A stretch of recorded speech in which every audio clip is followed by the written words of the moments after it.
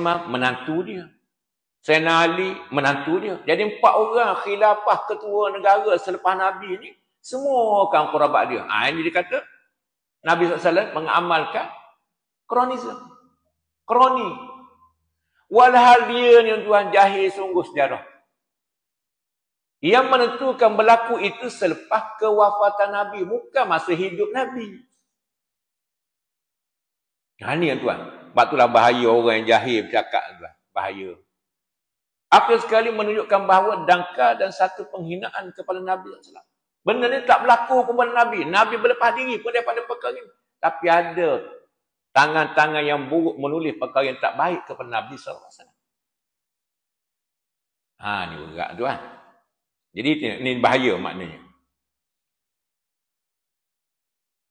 Jadi di sini kita boleh faham bahawa Allah Taala Maha Kuasa, tak ada orang boleh kalahkan dan lemahkan kuasa Allah sebagaimana sebut tadi. Menariknya di tiang-tiang di negara Sepanyol, bangunan-bangunan lama zaman Andalusia dahulu masih lagi dikekalkan tulisan la ghaliba illallah. Tidak ada orang boleh mengalahkan, melainkan Allah sahaja yang boleh mengalahkan. Ini tuan-tuan. Jadi makna kalau kita berpegang dengan Allah, jangan bimbang. Allah bersama dengan kita. Allah Taala sebut kan dalam Quran, innallaha ma'ana, innallaha ma'as sabirin.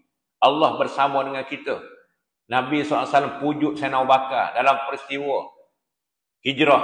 Nabi bersembunyi dengan Abu Bakar dalam gua. Kafir Quraisy kepung tu, bimbang, takut tunduk, tengok dekat kaki nampak Nabi dengan Abu Bakar.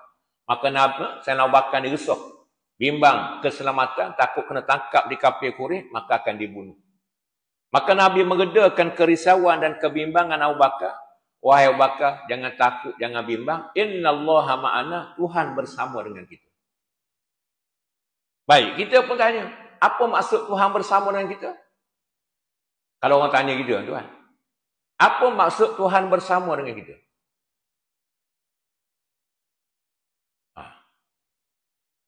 Ustaz tanya, Ustaz jawab.